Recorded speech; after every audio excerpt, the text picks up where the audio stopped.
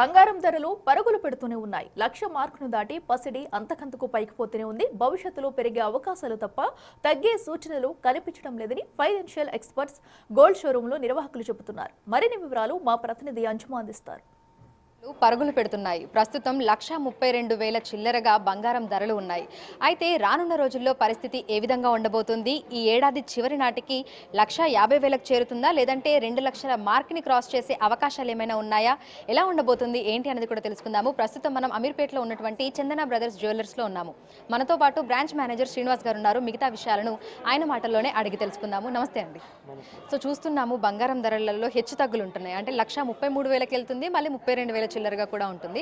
Present 22 క్యారెట్ల బంగారానికి ఏ విధంగా ధర ఉంది, 24 క్యారెట్ల బంగారానికి ఏ విధంగా ఉంది?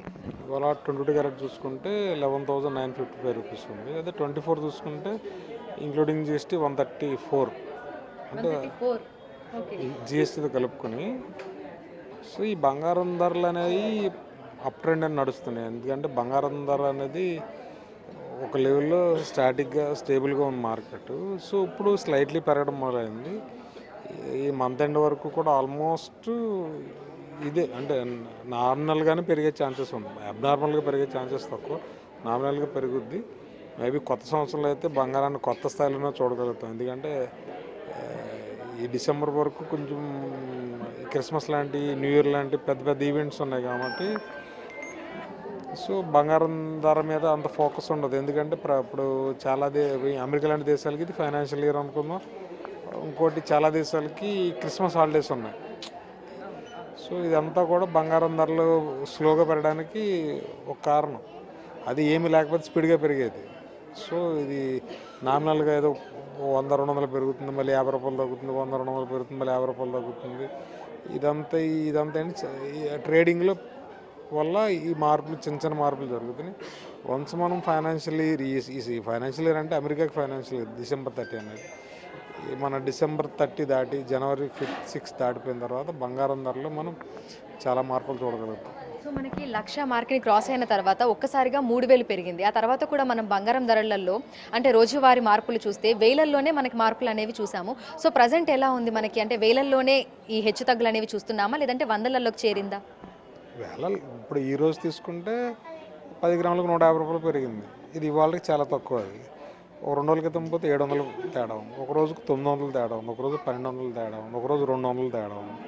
సో ఇదంతా కూడా ఈ గత 10 రోజులు బట్టి జరుగుతుంది. సో 11,200, 11,300 నుంచి బంగారం ధర 12,000కి వస్తుంది. అంటే దగ్గరికి ఎంత పెరిగిందో మీరు చూసుకోండి.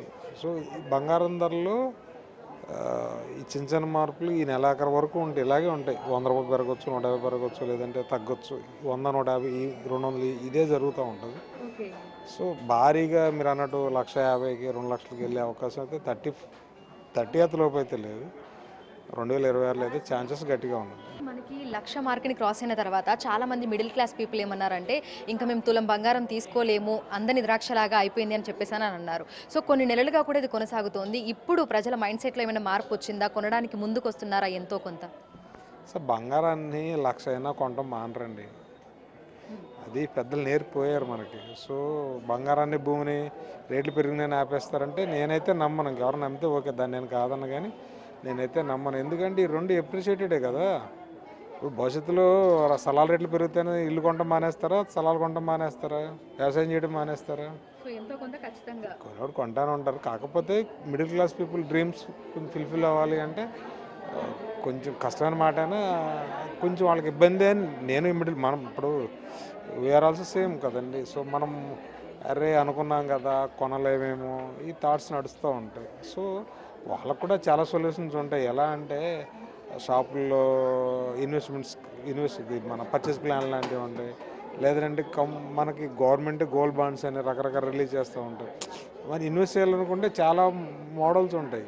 ఒకేసారి లంసమ్గా తెచ్చి కొనాలంటే మిడిల్ క్లాస్ వల్ల కాదు. ఎందుకంటే మనం జమ చేసేలోపే దానికన్నా ముందే అవసరం వచ్చి కూర్చుంటుంది. సో ఈ మంత్లీ సేవింగ్స్ లెక్క మంత్లీ కూడా మనం ఎంతో కొంత గోల్డ్ ఇన్వెస్ట్ చేయగలిగితే డ్రీమ్ అనేది ఫుల్ఫిల్ అవ్వడం పెద్ద కష్టమైన పని ఏం కాదు. సో ప్లానింగ్ అనేది ఉంటే ఇట్స్ బెటర్. ఎందుకంటే బంగారం కొనటం మంచి వ్యసనం అని నేను చెప్తాను. ఎందుకంటే దానివల్ల నష్టం అయితే పెద్ద లేదు. భూమిని కొంటే ఎలా ఆలోచిస్తాం, బంగారం కొన్నా అలాగే ఆలోచించాలి. ఎందుకంటే ఈ రెండు కూడా ఎప్రిషియేటెడ్ ఉన్న విషయాలే కాబట్టి నష్టపోయేది ఏముంటుందండి, ఏముండదు. కాకపోతే లాంగ్ టర్మ్ చూసుకుని ఇన్వెస్ట్ చేయగలిగితే మన పిల్లలు ఉన్నారు, వాళ్ళ వయసు వాళ్ళు 10 సంవత్సరాలు, ఇంకో 15 ఏళ్ళ తర్వాత వాళ్ళ అవసరాలు ఉంటాయి. అప్పుడు కొందామనుకుంటే ఇది అందొచ్చు అందకపోవచ్చు. ఇప్పటి నుంచే మన శక్తి కొలిదే ఎంతో కొంత కొనుక్కుండకపోతే 10 ఏళ్ళ తర్వాత చూసుకుంటే దాన్ని జమ చేసుకుంటే నువ్వు అనుకున్న కళకి దగ్గరగానే ఉంటావు. సో మనం ప్లాన్ చేసుకోవడంలో ఉంటుంది ఎంత ఎలా ఏంటి అనేది. సో ప్రస్తుతం చూసినట్లయితే కూడా మనకు 22 క్యారెట్ల బంగారానికి 1,19,000గా ఉంది ధర. అదేవిధంగా 24 క్యారెట్ల బంగారానికి జీఎస్టీతో కలుపుకొని 1,34,000కు చేరింది అనేది కూడా బంగారం దుకాణాల వ్యాపారులు అయితే చెప్తున్నారు. అయితే ఈ ఇయర్ ఎండ్ నాటికి అంటే డిసెంబర్ చివరి నాటికి ఇది ఇంచుమించు ఇదే విధంగా కొనసాగే అవకాశం కనిపిస్తుంది అంటున్నారు. 2026లో ధరలు ఇంకా పెరిగే అవకాశం ఉన్నట్లుగా కూడా తెలుస్తోంది అంటున్నారు. అయితే ఏదేమైనప్పటికీ కూడా ఎంతో కొంత బంగారం కొనుగోలు చేసుకొని పెట్టుకోవడమే మంచిది అనేది అటు నిపుణులు అదేవిధంగా ఇటు బంగారం దుకాణాల వ్యాపారులు కూడా చెప్తున్నటువంటి మాట. విడుదల గౌరవ్తో అంజుమ, బిగ్ టీవీ.